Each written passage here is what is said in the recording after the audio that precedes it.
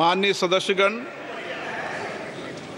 मुझे अपनी ओर से तथा सदन के माननीय सदस्यों की ओर से अंतर संसदीय संघ आईपीयू की प्रेसिडेंट और तंजानिया संयुक्त गणराज्य की नेशनल असेंबली के अध्यक्ष माननीय डॉक्टर तुलिया एक्सन का स्वागत करते हुए अत्यंत प्रसन्नता हो रही है।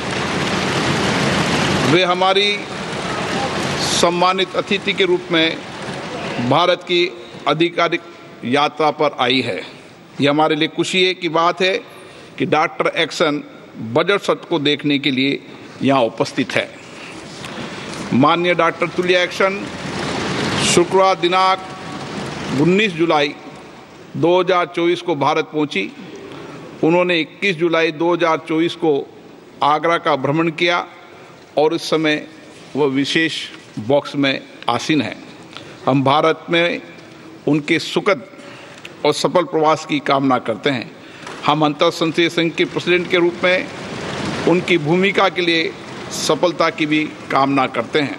उनके माध्यम से हम तंजानिया गणराज्य की संसद के सदस्यों, तंजानिया की सरकार तथा वहाँ की मित्र जनता को बधाई और शुभकामनाएं देते हैं।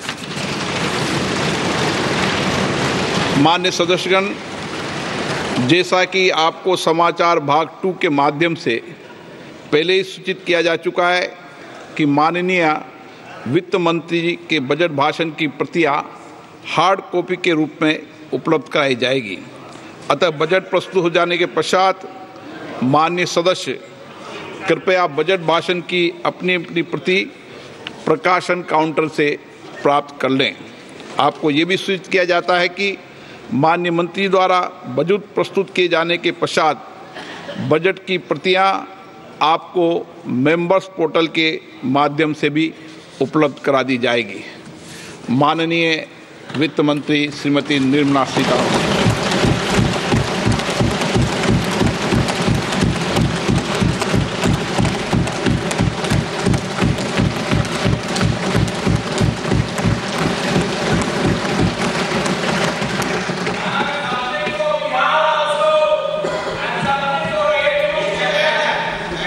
Honorable Speaker, I present the budget for 24-25. Introduction. The people of India have reposed their faith in the government led by Honorable Prime Minister Shri Narendra Modi and re-elected it for a historic third term under his leadership.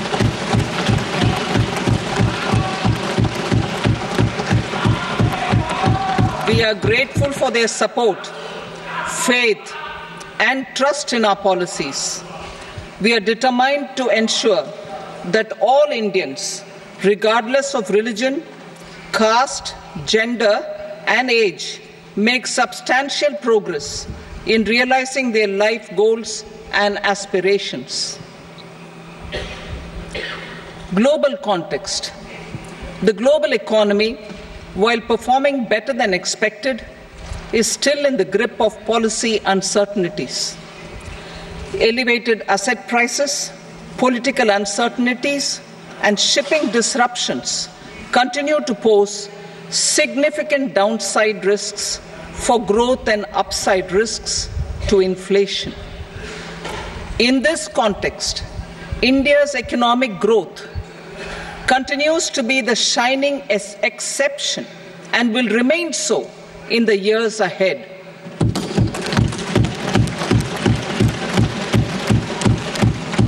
India's inflation continues to be low, stable, and moving towards the 4% target. Core inflation, that is non-food and non-fuel, currently is 3.1%. Steps are being taken to ensure supplies of perishable goods reach markets adequately. Interim budget. As mentioned in the interim budget, we need to focus on 4 major castes, namely the Garib, Mahilaye, Yuva, and Annadata, the poor, women, youth, and the farmer. For Annadata, we announced higher minimum support prices a month ago for all major crops, delivering on the promise of at least a 50% margin over costs. Pradhan Mantri Garib Kalyan Anna Yojana was extended for 5 years, benefiting more than 80 crore people. Administrative actions for approval and implementation of various schemes announced in the interim budget are well underway. The required allocations have been made. Budget theme. Turning attention to the full year and beyond in this budget, we particularly focus on employment, skilling, MSMEs, and the middle class. I am happy to announce the Prime Minister's package of 5 schemes and initiatives to facilitate employment, skilling, and other opportunities for 4.1 crore youth over a 5-year period, with a central outlay of 2 lakh crore rupees. I will speak about them shortly, while more details may be seen in the annexure. This year, I have made a provision of 1.48 lakh rupees, 1.48 lakh crore rupees for education, employment, and skilling. Budget priorities. The people have given a unique opportunity to our government to take the country on the path of strong development and an all-round prosperity. In the interim budget, we promise to present a detailed roadmap for our pursuit of Vikasit Bharat. In line with the strategy set out in the interim budget, this budget envisages sustained efforts on the following 9 priorities for generating ample opportunities for all. Number 1, productivity and resilience in agriculture. Number 2, employment and skilling. Number 3, inclusive human resource development and social justice. 4, manufacturing and services. 5, urban development. 6, energy security. 7, infrastructure. 8, innovation, research and development. And 9, next generation reforms. Subsequent budgets will build on these and add more priorities and actions. A more detailed formulation will be carried out as part of the economic policy framework, about which I will speak later in this speech. This budget details some of the specific actions to be initiated in the current year towards fulfillment of these priorities, with potential for transformative changes. The budget also covers some of the previously made announcements with intent to strengthen them and step up their implementation for expediting our journey towards the goal of Vikasit Bharat. Priority 1, productivity and resilience in agriculture. Transforming agricultural research. Our government will undertake a comprehensive review of the agricultural research setup to bring the focus on raising productivity and developing climate-resilient varieties. Funding will be provided in challenge mode, including to the private sector. Domain experts, both from the government and outside, will oversee the conduct of such research. Release of new varieties. New 109 high-yielding and climate-resilient varieties of 32 field and horticultural crops will be released for cultivation by farmers. Natural farming. In the next 2 years, 1 crore farmers across the country will be initiated into natural farming, supported by certification and branding. Implementation will be through scientific institutions and willing gram panchayats. 10,000 need-based bio-input resource centers will be established. Missions for pulses and oilseeds. For achieving self-sufficiency in pulses and oilseeds, we will strengthen their production, storage, and marketing. As announced in the interim budget, a strategy is being put in place to achieve Atmanirbharta for oilseeds such as mustard, groundnut, sesame, soybean, and sunflower. Vegetable production and supply chains. Large-scale clusters for vegetable production will be developed closer to major consumption centers. We will promote farmer-producer organizations, cooperatives, and startups for vegetable supply chains, including for collection and storage and marketing. Digital public infrastructure for agriculture. Buoyed by the success of the pilot project, our government, in partnership with the states, will facilitate the implementation of the digital public infrastructure in agriculture for coverage of farmers and their lands in 3 years.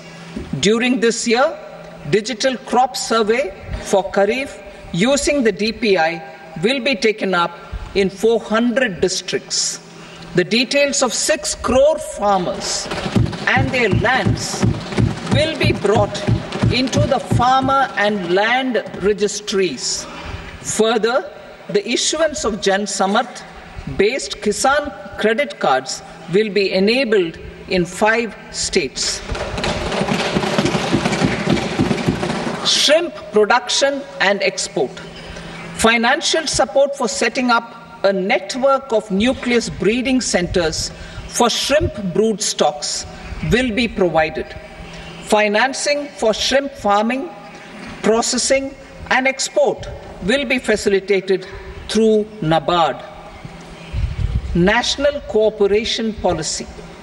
Our government will bring out a national cooperation policy for systematic, orderly, and all-round development of the cooperative sector, fast-tracking growth of rural economy and generation of employment opportunities on a large scale will be the policy goal.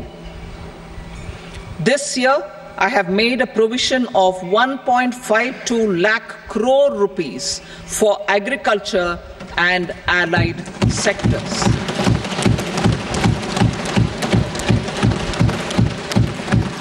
Priority 2, employment and skilling. Employment-linked incentive. Our government will implement following 3 schemes for employment-linked incentive as part of the Prime Minister's package. These will be based on enrollment in the EPFO and focus on recognition of first-time employees and support to employees and employers. Scheme A, first-timers. This scheme will provide 1 month wage to all persons newly entering the workforce in all formal sectors.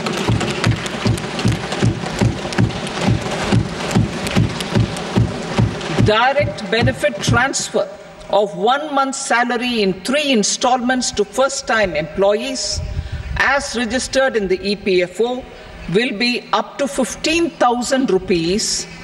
The eligibility limit will be a salary of 1 lakh per month. The scheme is expected to benefit 210 lakh youths.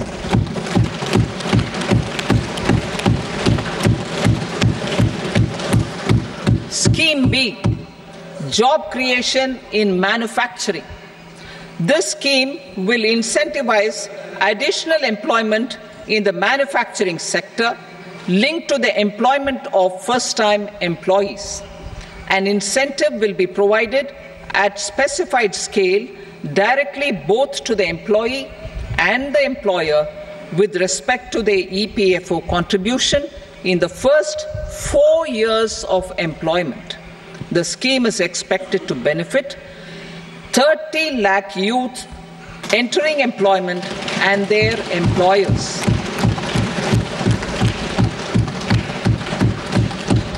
Scheme C, support to employers. This employer-focused scheme will cover additional employment in all sectors. All additional employment within a salary of 1 lakh rupee per month will be counted. The government will reimburse to employers up to 3,000 rupees per month for 2 years towards the EPFO contribution for each additional employee. The scheme is expected to incentivize additional employment of 50 lakh persons.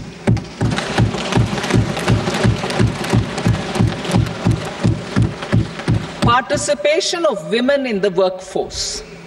We will facilitate higher participation of women in the workforce through setting up of working women hostels in collaboration with industry and establishing creches.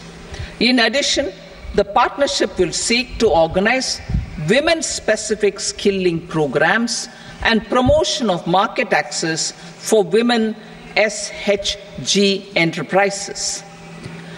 Skilling program. I'm happy to announce a new centrally sponsored scheme as the fourth scheme under the Prime Minister's package for skilling in collaboration with state governments and industry. 20 lakh youth will be skilled over a 5-year period.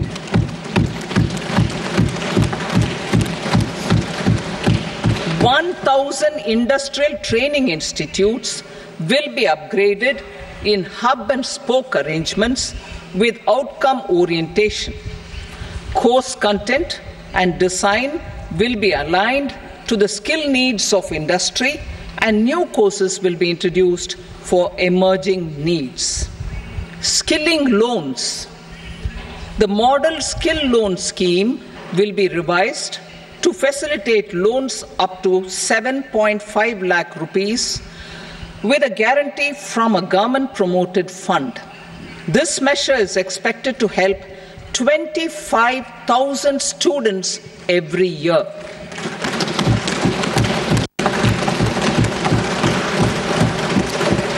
Education loans.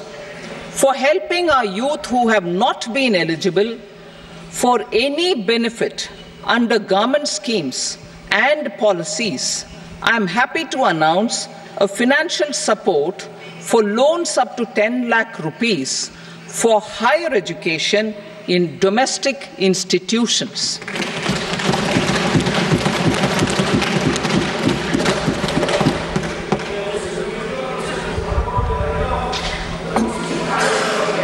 E-vouchers for this purpose.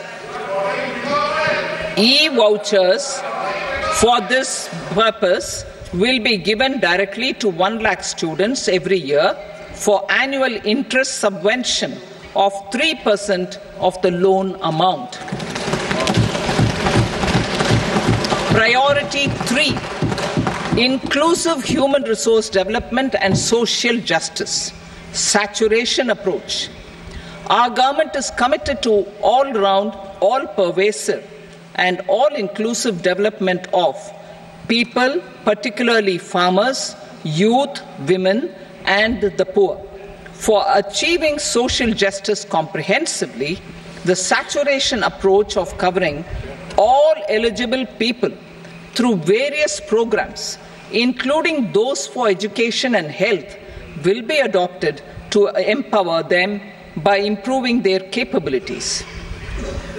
Implementation of schemes meant for supporting economic activities by craftsmen, artisans, self-help groups, scheduled caste, scheduled tribe, and women entrepreneurs and street vendors such as the PM Vishwakarma, PM Swanidhi, National Livelihood Missions, and Stand Up India will be stepped up. Purvodaya. The states in the eastern part of the country are rich in endowments and have strong cultural traditions. We will formulate a plan, Purvodaya, for the all-round development of the eastern region of the country, covering Bihar, Jharkhand, West Bengal, Odisha, and Andhra Pradesh.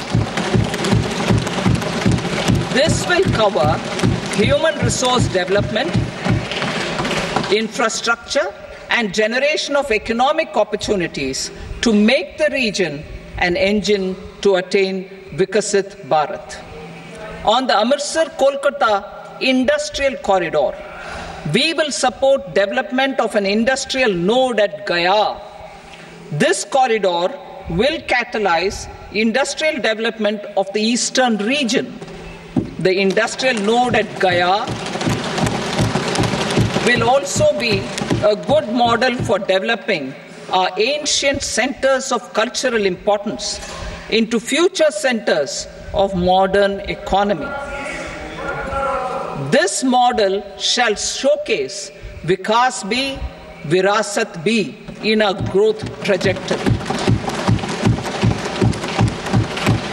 We will also support development of road connectivity projects, namely 1. Patna-Purnia Expressway, 2. Buxar-Bhagalpur Expressway, 3.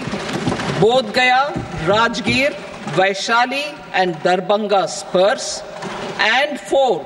Additional 2-lane bridge over River Ganga at Buxar at a total cost of 26,000 crore rupees.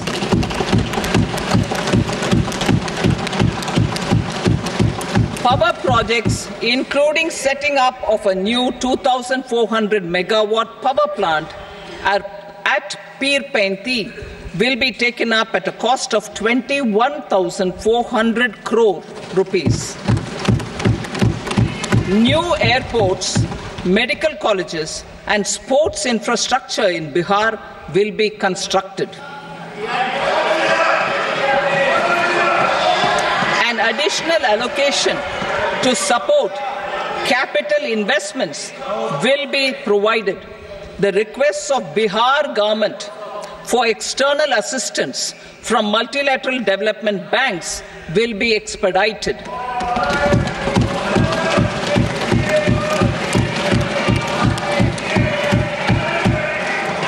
Andhra Pradesh Reorganization Act.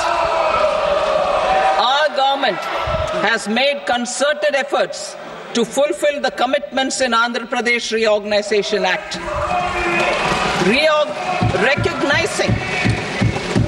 Recognizing the state's need for the capital, recognizing the state's need for a capital, we will facilitate special financial support through multilateral development agencies. In the current financial year, 15,000 crore rupees will be arranged with additional amounts in future years.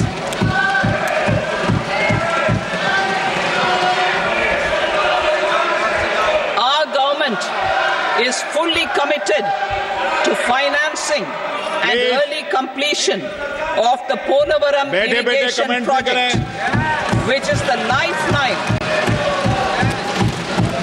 lifeline for Andhra Pradesh and its farmers. This will facilitate our country's food security as well. Under the Andhra Pradesh Reorganization Act, for promoting industrial development, funds will be provided for essential infrastructure such as water, power, railways, and roads. In Kopparthi node on the Visakhapatnam-Chennai Industrial Corridor and Varavakal node on the Hyderabad-Bangalore Industrial Corridor. An additional allocation will be provided this year towards capital investment for economic growth. Grants for backward regions of Rayalaseema, Prakasham, North Coastal Andhra, as stated in the Act, will be provided. PM Awas Yojana. 3 crore additional houses under the PM Awas Yojana in rural and urban areas in the country have been announced, for which the necessary allocations are being made. Women-led development. For promoting women-led development, the budget carries an allocation of more than 3 lakh crore for schemes benefiting women and girls. This signals our government's commitment for enhancing women's role in economic development. Pradhan Mantri Janjatiya Unnat Gram Abhiyan. For improving the socio-economic condition of tribal communities, we will launch the Pradhan Mantri Janjatiya Unnat Gram Abhiyan by adopting saturation coverage for tribal families in tribal majority villages and aspirational districts.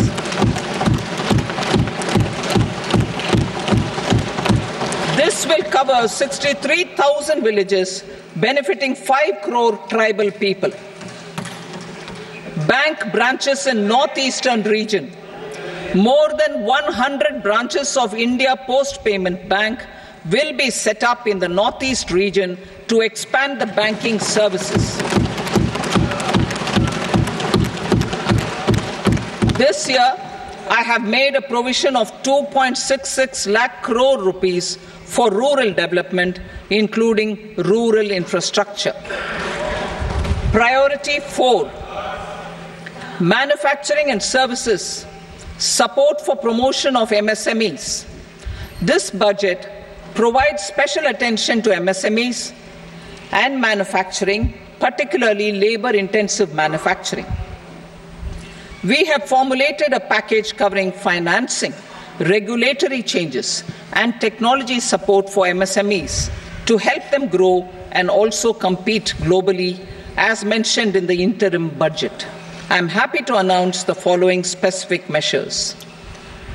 Credit guarantee scheme for MSMEs in the manufacturing sector.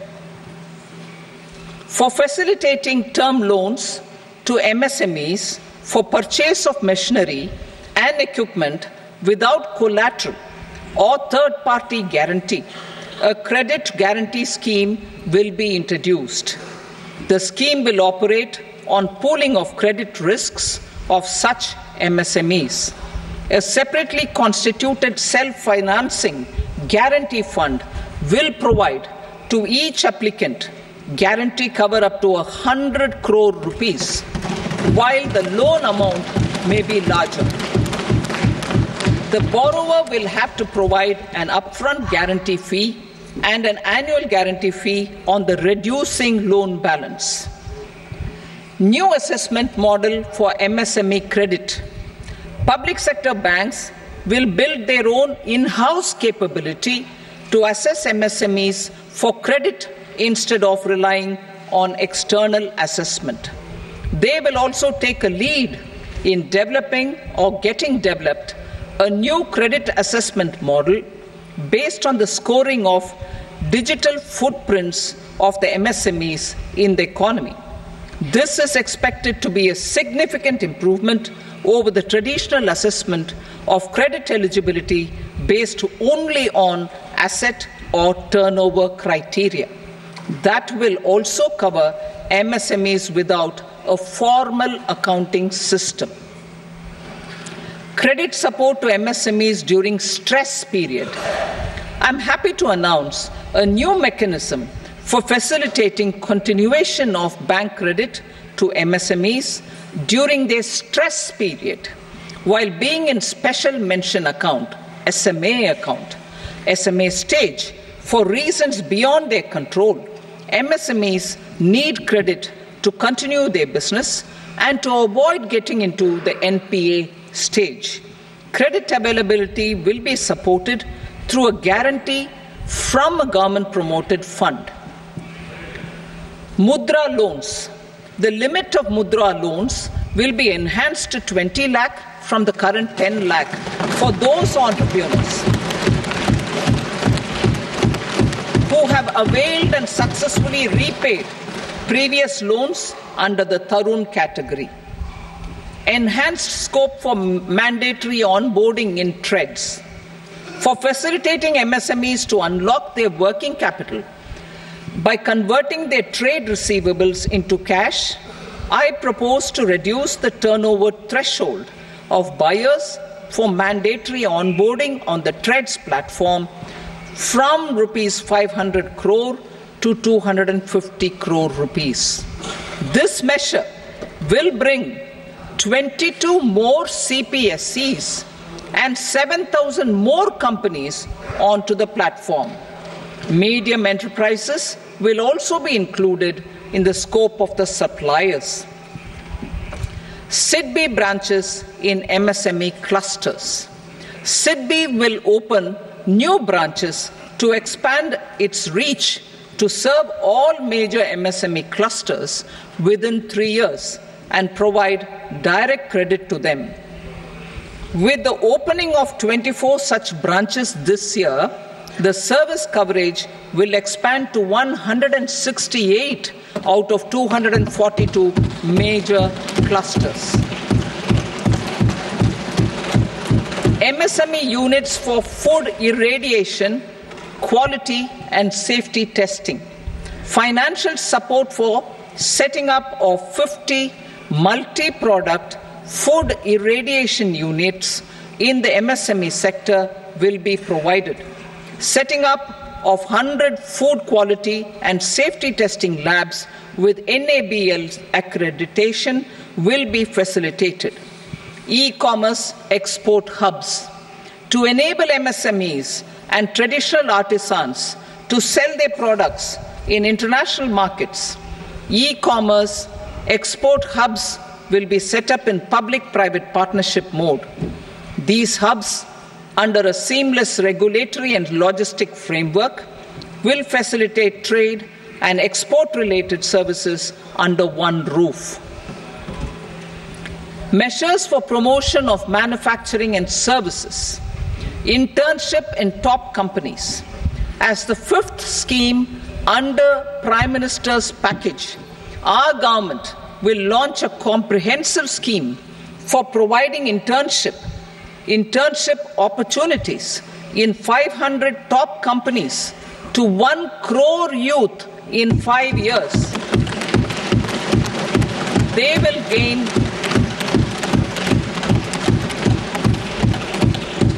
will gain exposure for 12 months to real-life business environment, varied professions, and employment opportunities. An internship allowance of 5,000 per month, 5,000 rupees per month, along with a one-time assistance of 6,000 rupees will be provided. Companies will be expected to bear the training cost and 10% of their internship cost from their CSR funds. Industrial parks.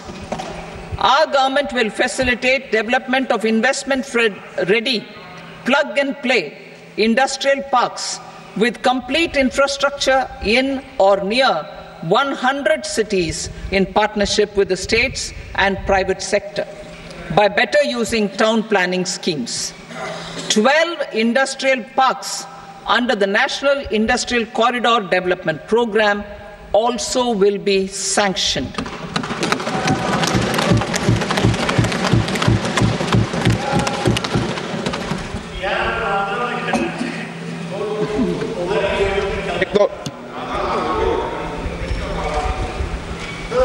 Veggie paper, no.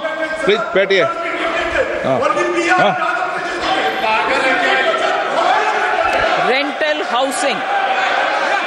Rental housing with dormitory type accommodation for industrial workers will be, just 1 minute. Rental housing, I repeat, rental housing with dormitory type accommodation for industrial workers will be facilitated in PPP mode with VGF support and commitment from anchor industries.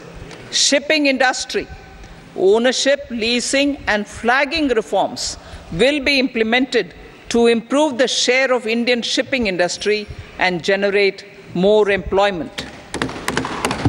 Critical mineral mission. We will set up a critical mineral mission for domestic production, recycling of critical minerals and overseas acquisition of critical mineral assets. Its mandate will include technology development, skilled workforce, extended producer responsibility framework, and a suitable financing mechanism. Offshore mining of minerals. Our government will launch the auction of the first tranche of offshore blocks for mining, building on the exploration already carried out. Digital public infrastructure applications. Turning to the services sector, I propose development of DPI applications at population scale for productivity gains, business opportunities, and innovation by the private sector. These are planned in the areas of credit, e-commerce, education, health, law and justice, logistics, MSME service delivery, and urban governance. Integrated technology platform for IBC ecosystem. An integrated technology platform will be set up for improving the outcomes under the Insolvency Bankruptcy Code for achieving consistency, transparency, timely processing, and better oversight for all stakeholders. Voluntary closure of LLPs. The services of the Center for Processing Accelerated Corporate Exit, CPACE, will be extended for voluntary closure of LLPs to reduce the closure times. National Company Law Tribunals. The IBC has resolved more than 1,000 companies, resulting in direct recovery of 3.3 lakh crore to creditors. 3.3 lakh crore rupees to creditors. In addition, 28,000 cases involving over 10 lakh crore rupees have been disposed of even prior to admission. Appropriate changes to the IBC, reforms and strengthening of the tribunal and appellate tribunals will be initiated to speed up insolvency resolution. Additional tribunals will be established. Out of those, some will be notified to decide cases exclusively under the Companies Act. Debt recovery. Steps for reforming and strengthening debt recovery tribunals will be taken. Additional tribunals will be established to speed up recovery. Priority 5, urban development. Cities as growth hubs.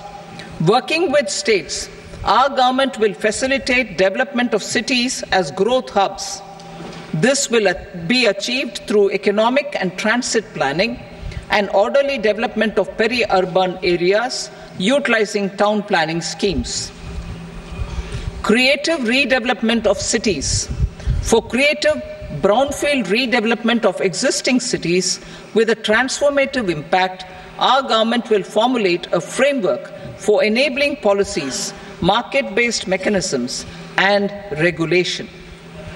Transit-oriented development. Transit-oriented development plans for 14 large cities with a population above 30 lakh will be formulated, along with an implementation and financing strategy. Urban housing. Under the PM Awas Yojana, Urban 2.0, housing needs of 1 crore urban poor and middle-class families will be addressed with an investment of 10 lakh crore rupees. This will include the central assistance of 2.2 lakh crore rupees in the next 5 years. A provision of interest subsidy to facilitate loans at affordable rates is also envisaged. In addition, enabling policies and regulations for efficient and transparent rental housing markets with enhanced availability will also be put in place. Water supply and sanitation. In partnership with state governments and multilateral development banks, we will promote water supply, sewage treatments, and solid waste management projects and services for 100 large cities through bankable projects. These projects will also envisage use of treated water for irrigation and filling up of tanks in nearby areas. Street markets. Building on the success of PM Swanidhi scheme in transforming the lives of street vendors, our government envisions a scheme to support each year over the next 5 years the development of 100 weekly hearts or street food hubs in select cities. Stamp duty. We will encourage states which continue to charge high stamp duty to moderate the rates for all and also consider further lowering duties for properties purchased by women. This reform will be made an essential component of urban development schemes. Priority 6, energy security, energy transition. In the interim budget, I had announced our strategy to sustain high and more resource-efficient economic growth, along with the energy security in terms of availability, accessibility, and affordability. We will bring out a policy document on appropriate energy transition pathways that balances the imperatives of employment, growth, and environmental sustainability. PM Surya Ghar Muft Bijli Yojana. PM Surya Ghar Muft Bijli Yojana. In line with the announcement in the interim budget,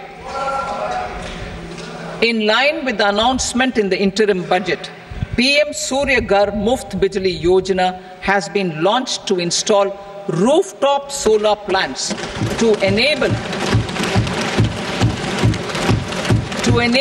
1 crore households obtain free electricity up to 300 units every month. The scheme has generated remarkable response with more than 1.28 crore registrations and 14 lakh applications, and we will further encourage it. Pumped storage policy. A policy for promoting pumped storage projects will be brought out for electricity storage and facilitating smooth integration of the growing share of renewable energy with its variable and intermittent nature in the overall energy mix. Research and development of small and modular nuclear reactors. Nuclear energy is expected to form a very significant part of the energy mix for Vikasit Bharat. Towards that pursuit, our government will partner with the private sector for 1. Setting up Bharat Small Reactors, 2. Research and development of Bharat Small Modular Reactor, and 3. Research and development of newer technologies for nuclear energy.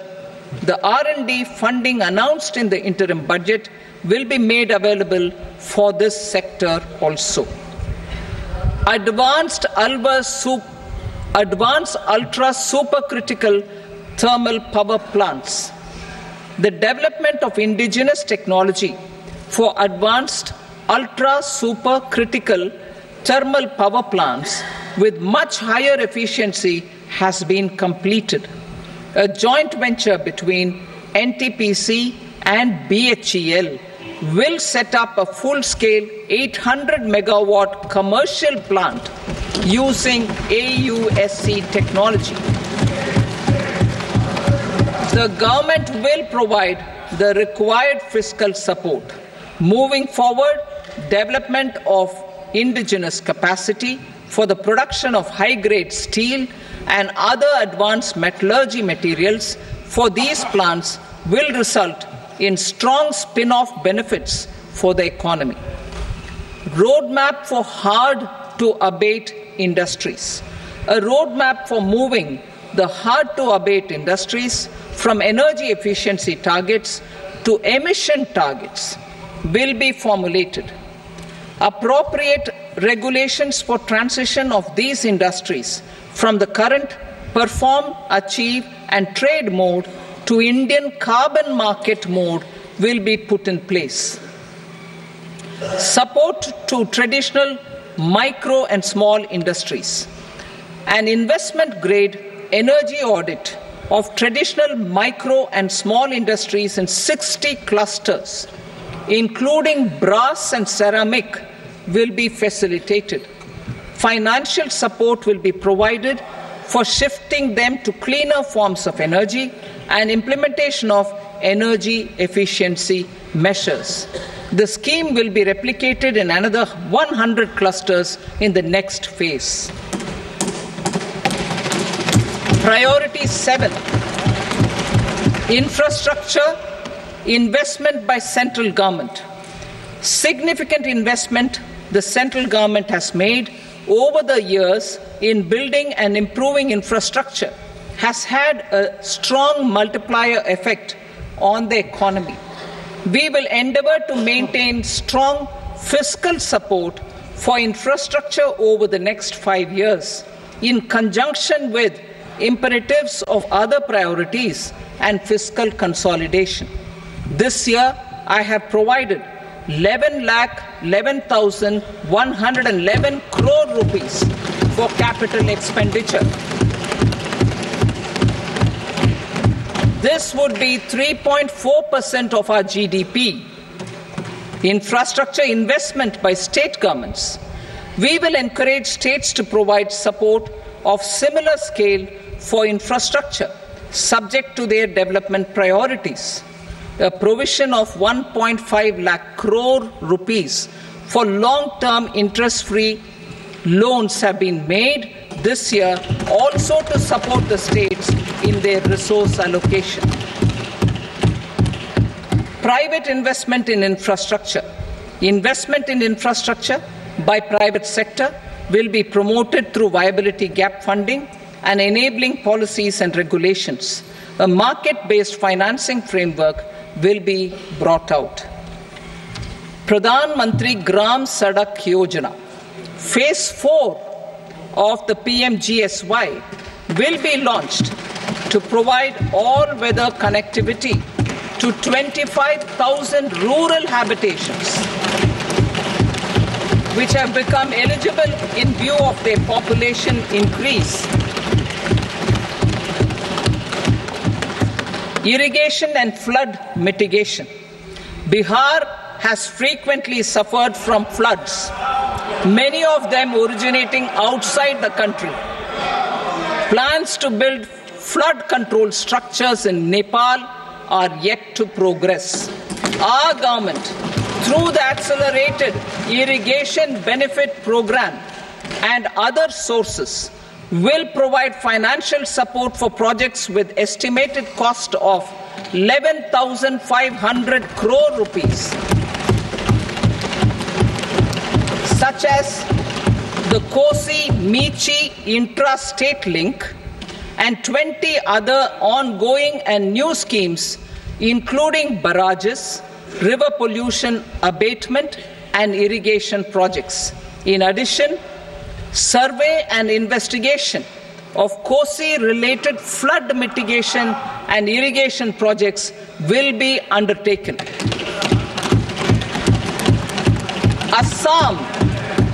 Assam grapples with floods every year by the Brahmaputra River and its tributaries originating outside India.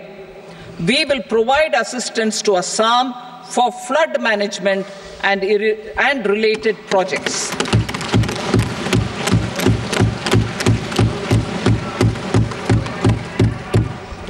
Himachal Pradesh suffered extensive losses due to floods last year.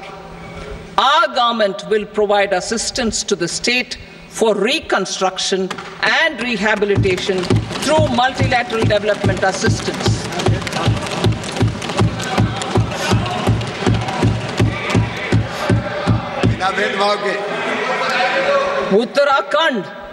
Uttarakhand too suffered losses due to cloudbursts and massive landslides. We will provide assistance to the state. Recently, Sikkim witnessed devastating flash floods and landslides that wreaked havoc across the state. Our government will provide assistance to the state. Tourism has always been a part of our civilization. Our efforts in positioning India as a global tourist destination will also create jobs, stimulate investments, and unlock economic opportunities for other sectors. In addition to the measures outlined in the interim budget, I propose the following measures. Vishnupad Temple at Gaya and Mahabodhi Temple at Bodh Gaya in Bihar are of immense spiritual significance. Comprehensive development of Vishnupad Temple Corridor and Mahabodhi Temple Corridor will be supported, modeled on the successful Kashi Vishwanath Temple Corridor to transform them into world-class pilgrim and tourist destinations. Rajgir holds immense religious significance for Hindus, Buddhists and Jains. The 20th Tirthankara Muniswarata Temple in the Jain temple complex is ancient. The Saptarishi or the 7 hot springs form a warm water Brahmkund that is sacred. A comprehensive development initiative for Rajgir will be undertaken.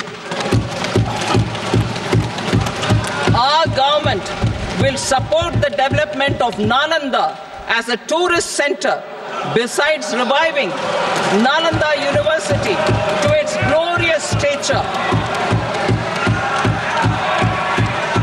Odisha's scenic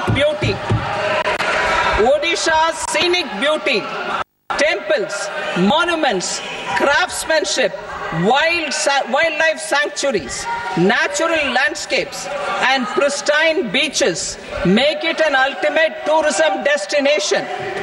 Our government will provide assistance for their development to Odisha as well. Priority 8, innovation, research and development. We will operationalize the Anusandhan National Research Fund for basic research and prototype development. Further, we will set up a mechanism for spurring private sector-driven research and innovation at commercial scale with a financing pool of 1 lakh crore rupees in line with the announcement in the interim budget. Space economy. With our continued emphasis on expanding the space economy by 5 times in the next 10 years, a venture capital fund of 1,000 crore rupees will be set up. Priority 9, next generation reforms. Economic policy framework. We will formulate an economic policy framework to delineate the overarching approach to economic development and set the scope of the next generation of reforms for facilitating employment opportunities and sustaining high growth. Our government will initiate and incentivize reforms for 1. Improving productivity of factors of production, and 2. Facilitating markets and sectors to become more efficient. These reforms will cover all factors of production, namely land, labor, capital and entrepreneurship, and technology as an enabler of improving total factor productivity and bridging inequality. Effective implementation of several of these reforms requires collaboration between the centre and the states, and building consensus as development of the country lies in development of the states. For promoting competitive federalism and incentivizing states for faster implementation of reforms, I propose to earmark a significant part of the 50-year interest-free loan.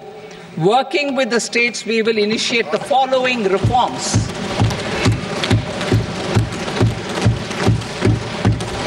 Land-related reforms and actions, both in the rural and urban areas, will cover land administration, will cover 1. Land administration, planning and management, and 2. Urban planning usage and building bylaws. These will be incentivized for completion within the next 3 years through appropriate fiscal support. Rural land-related actions. Rural land-related actions will include 1. Assignment of unique land parcel identification number, UL PIN, or Bhu Aadhaar for all lands. 2. Digitization of cadastral maps. 3. Survey of subdivisions, survey of map subdivisions as per current ownership. 4. Establishment of land registry. And 5. Linking to the farmers registry. These actions will also facilitate credit flow and other agricultural services. Urban land-related actions. Land records in urban areas will be digitized with GIS mapping. An IT-based system for property record administration, updating, and tax administration will be established. These will also facilitate improving the financial position of urban local bodies. Labor-related reforms. Services to labor. Our government will facilitate the provision of a wide array of services to labor, including those for employment and skilling. A comprehensive integration of e-Shram portal with other portals will facilitate such one-stop solution. Open architecture databases for the rapidly changing labor market, skill requirements, and available job roles, and a mechanism to connect job aspirants with potential employers and skill providers will be covered in these services. Shram Suvidha and Samadhan portal. Shram Suvidha and Samadhan portal will be revamped to enhance ease of compliance for industry and trade. Capital and entrepreneurship related reforms. Financial sector vision and strategy. For meeting financing needs of the economy, our government will bring out a financial sector vision and strategy document to prepare the sector in terms of size, capacity, and skills. This will set the agenda for the next 5 years and guide the work of the government, regulators, financial institutions, and market participants. Taxonomy for climate finance. We will develop taxonomy for climate finance for enhancing the availability of capital for climate adaptation and mitigation. This will support achievement of the country's climate commitments and green transition. Variable capital company structure. We will seek the required legislative approval for providing an efficient and flexible mode for financing leasing of aircrafts and ships and pooled funds of private equity through a variable company structure. Foreign direct investments and overseas investment. The rules and regulations for foreign direct investment and overseas investments will be simplified to 1. Facilitate foreign direct investments, 2. Nudge prioritization, and 3. Promote opportunities for using Indian rupee as a currency for overseas investment. NPS Vatsalya. NPS Vatsalya, a plan for contribution by parents and guardians for minors, will be started. On attaining the age of majority, the plan can be converted seamlessly into a normal NPS account. Use of technology. We have successfully used technology for improving productivity and bridging inequality in our economy during the past 10 years. Public investment in digital infrastructure and innovations by the private sector have helped in improving access of all citizens, particularly the common people, to market resources, education, health and services. We will step up adoption of technology towards digitalization of the economy. Ease of doing business. For enhancing ease of doing business, we are already working on the Jan Vishwas Bill 2.0. Further, states will be incentivized for implementation of the business reforms, action plans and digitalization. Data and statistics.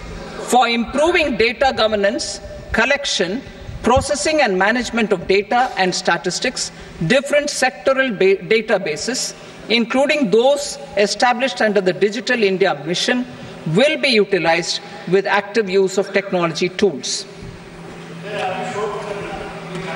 New pension scheme.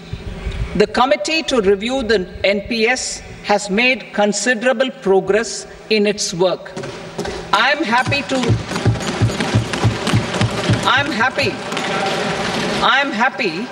that the staff side of the National Council of the Joint Consultative Machinery for Central Government Employees has taken a constructive approach.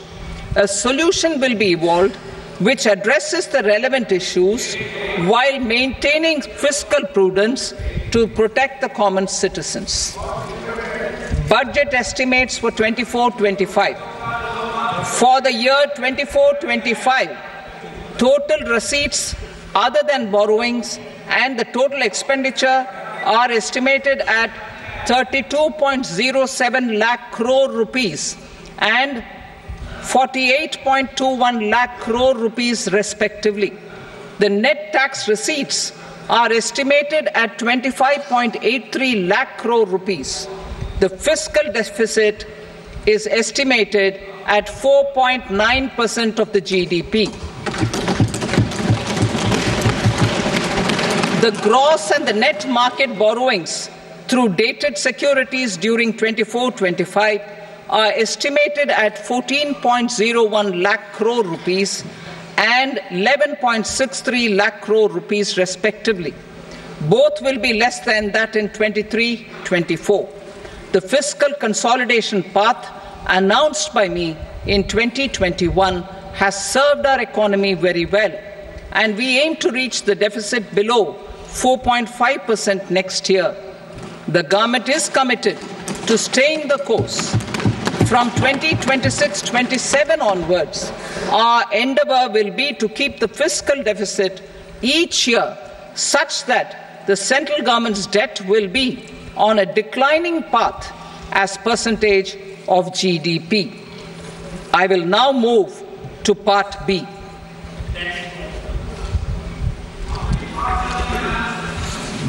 Indirect taxes. Sir, I start with GST. It has decreased tax incidence on the common man, reduced compliance burden and logistics cost for trade and industry, and enhanced revenues of the central and the state governments. It is a success of vast proportions. To multiply the benefits of GST, we will strive to further simplify and rationalize the tax structure and endeavour to expand it to the remaining sectors. My proposals for customs duties intend to support domestic manufacturing, deepen local value addition, promote export competitiveness, and simplify taxation while keeping the interest of the general public and consumers surmount. In Budget 22-23, we reduced the number of customs duty rates.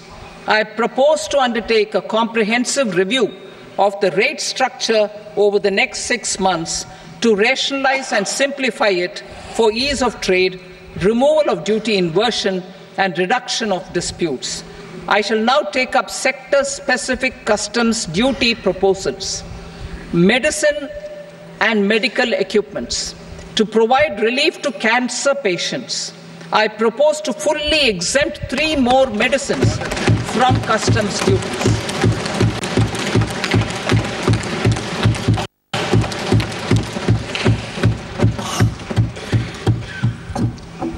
I also propose changes in the BCD on X-ray tubes and flat panel detectors for use in medical X-ray machines under the phased manufacturing program so as to synchronize them with the domestic capacity addition.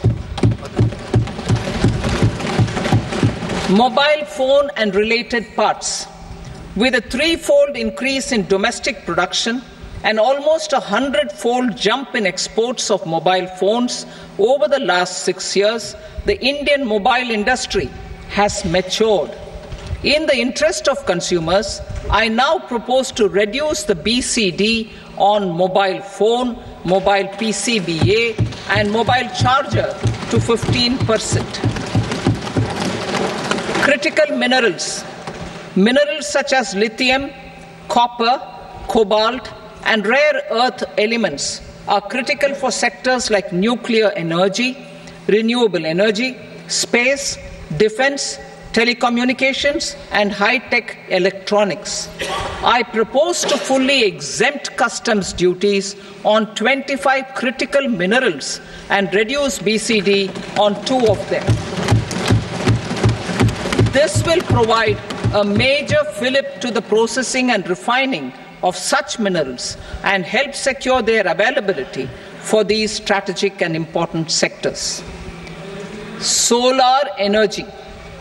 Energy transition is critical in the fight against climate change. To support energy transition, I propose to expand the list of exempted capital goods for use in the manufacture of solar cells and panels in the country. Further, in view of sufficient domestic manufacturing capacity of solar gas, glass, and tinned copper interconnect, I propose not to extend the exemption of custom duties provided to them. Marine products. India's seafood exports in the last financial year touched an all-time high of more than 60,000 crores of rupees. Frozen shrimp accounted for about 2/3 of these exports.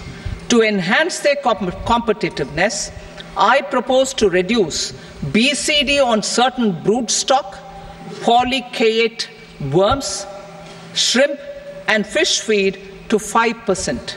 I also propose to exempt customs duty on various inputs for manufacture of shrimp and fish feed. Leather and textile. Similarly, to enhance the competitiveness of exports in the leather and textile sectors, I propose to reduce BCD on real down-filling material from duck or goose. I am also making additions to the list of exempted goods for manufacture of leather and textile garments, footwear, and other leather articles for export. To rectify inversion in duty, I propose to reduce BCD subject to conditions on methylene diphenyl diisocyanate MDI for manufacture of spandex yarn from 7.5 to 5%. Furthermore, the export duty structure on raw hides, skin, and leather is proposed to be simplified and rationalized. Precious metals. To enhance domestic value addition in gold and precious metal jewelry in the country, I propose to reduce customs duties on gold and silver to 6% and that of platinum to 6.4%. Other metals. Steel and copper are important raw materials. To reduce their cost of production, I propose to remove the BCD on ferronickel and blister copper. I am also continuing with nil BCD on ferrous scrap and nickel cathode and concessional BCD of 2.5% on copper scrap. Electronics. To increase value addition in the domestic electronics industry, I propose to remove the BCD subject to conditions on oxygen-free copper for manufacture of resistors. I also propose to exempt certain parts for manufacture of connectors. Chemicals and petrochemicals. To support existing and new capacities in the pipeline, I propose to increase the BCD on ammonium nitrate from 7.5% to 10%. Plastics. PVC flex banners are non-biodegradable and hazardous for environment and health. To curb their imports, I propose to raise the BCD on them from 10 to 25%. Telecommunication equipment. To incentivize domestic manufacturing, I propose to increase the BCD from 10 to 15% on PCBA of specified telecom equipment. Trade facilitation.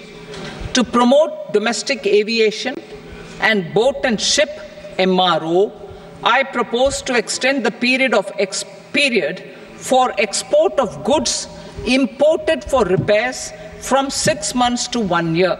I'll read that again. To promote domestic aviation and boat and ship maintenance, repair and operations, I propose to extend the period for export of goods imported for repairs from 6 months to 1 year. In the same vein, I propose to extend the time limit for re-import of goods for repairs under warranty from 3 to 5 years. I now move to direct taxes. We will continue our efforts to simplify taxes, improve taxpayer services, provide tax certainty, and reduce litigation while enhancing revenues for funding the development and welfare schemes of the government. It has been our endeavour to simplify taxation. We have taken a number of measures in the last few years, including introduction of simplified tax regimes without exemptions and deductions for corporate tax and for personal income tax. This has been appreciated by taxpayers. 58% of corporate tax came from the simplified tax regime in the financial year 22-23. Similarly, as per data available till now, for the last fiscal, more than 2/3 have availed the new personal income tax regime. Comprehensive review of the Income Tax Act. I am now announcing a comprehensive review of the Income Tax Act 1961. The purpose is to make the Act concise, lucid, easy to read and understand. This will reduce disputes and litigation, thereby providing tax certainty to the taxpayers. I will also bring down the demand embroiled in litigation. It is proposed to be completed in 6 months. A beginning is being made in the Finance Bill by simplifying the tax regime for charities, tedious rate structures, provisions of reassessment and such provisions, and capital gains taxation. Simplification for charities and tedious. Two tax exemption regimes. The two tax exemption regimes for charities are proposed to be merged into one. The 5% TDS rate on many payments is being merged into the 2% TDS rate, and the 20% TDS rate on repurchase of units by mutual funds or UTI is being withdrawn. TDS rate on e-commerce operators is proposed to be reduced from 1 to 0.1%. Moreover, credit of TCS is proposed to be given in the TDS to be deducted on salary. Further, I propose to decriminalize delay for payment of TDS up to the due date of filing statement for the same. I also plan to provide a standard operating procedure for TDS defaults and simplify and rationalize the compounding guidelines for such defaults. Simplification of reassessment. I propose to thoroughly simplify the provisions for reopening and reassessment. An assessment hereinafter can be reopened beyond 3 years from the end of the assessment year only if the escaped income is 50 lakh rupees or more, up to a maximum period of 5 years from the end of the assessment year. Even in such cases, a time limit of 6 years before the year of the search, as against the existing time limit of 10 years, is being proposed. This will reduce tax uncertainty and disputes. Simplification and rationalization of capital gains. Capital gains taxation is also proposed to be hugely simplified.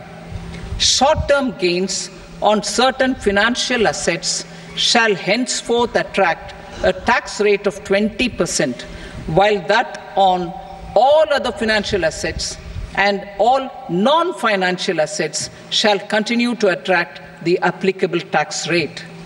Long-term gains on all financial and non-financial assets, on the other hand, will attract a tax rate of 12.5%.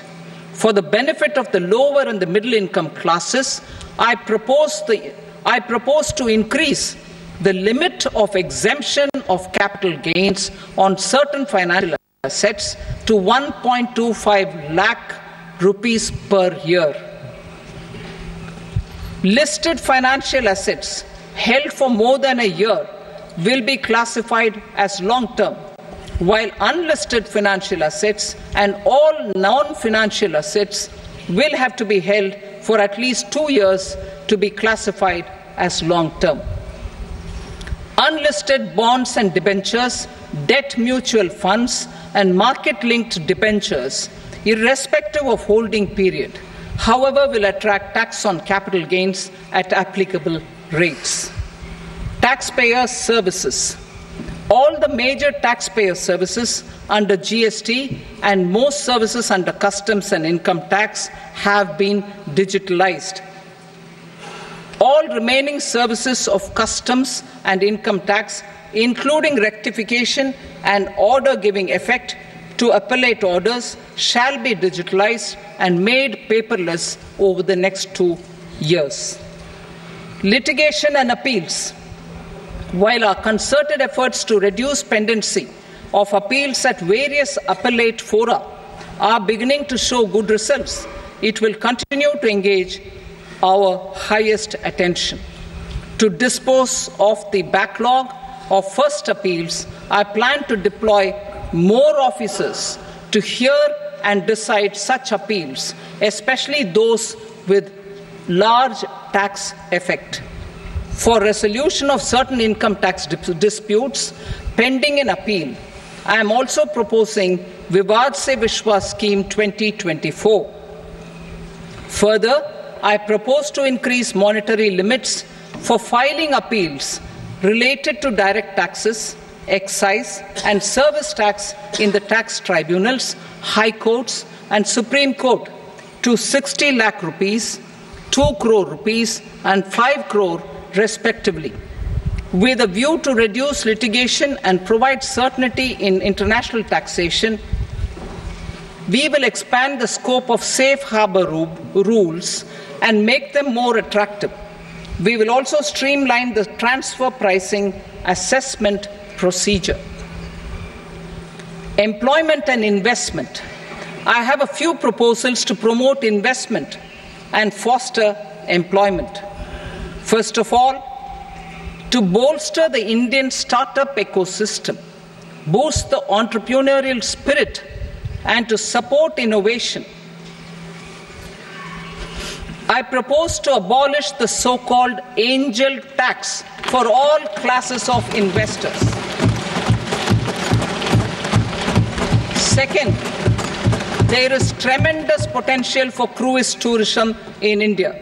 To give a fillip to this employment-generating industry, I am proposing a simpler tax regime for foreign shipping companies operating domestic cruises in the country. Third, India is a world leader in the diamond cutting and polishing industry, which employs a large number of skilled workers. To further promote the development of this sector, we would provide for safe harbor rates for foreign mining companies selling raw diamonds in the country.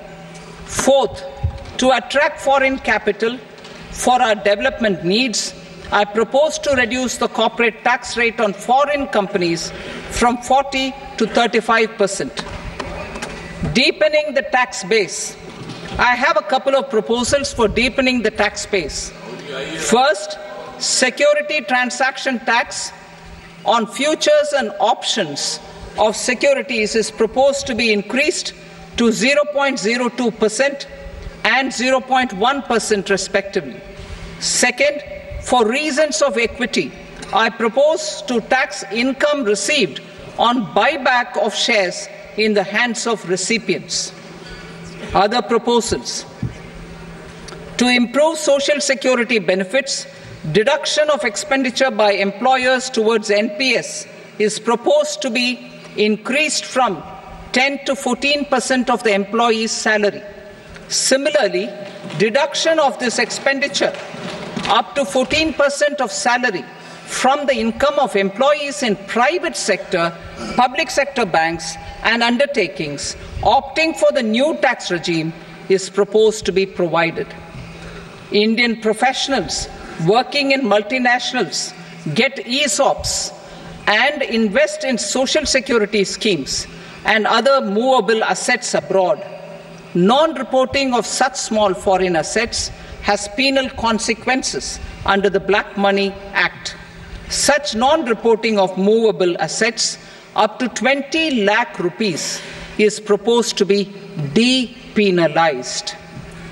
Other major proposals in the finance bill relate to withdrawal of equalization levy of 2%, expansion of tax benefits to certain funds and entities in IFSCs, and immunity from penalty and prosecution to Benamidar on full and true disclosure so as to improve conviction under the Benami Transaction Prohibition Act 1988. Personal income tax. Coming to personal income tax rates, I have two announcements to make for those opting for the new tax regime. First, the standard deduction for salaried employees is proposed to be increased from 50,000 to 75,000 rupees.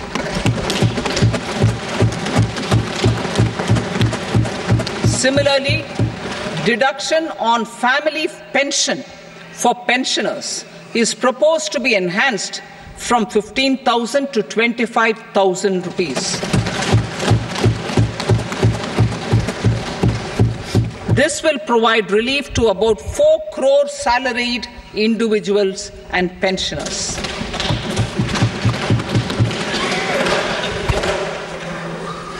Second, in the new tax regime, the tax rate structure is proposed to be revised as follows. 0 to 3 lakh rupees, nil. 3 to 7 lakh rupees, 5%. 7 to 10 lakh rupees, 10%. 10 to 12 lakh rupees, 15%. 12 to 15 lakh rupees, 20%. And above 15 lakh rupees, 30%. As a result of these changes, a salaried employee in the new tax regime stands to save up to 17,500 rupees in income tax.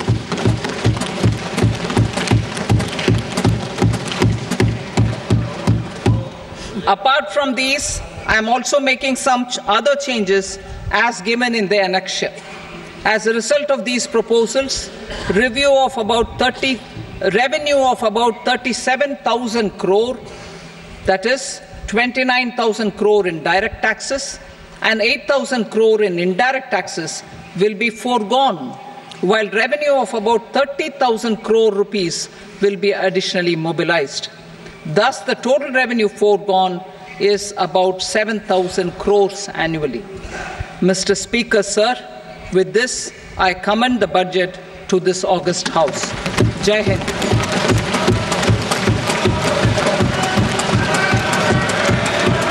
Item number 2. Item number 2.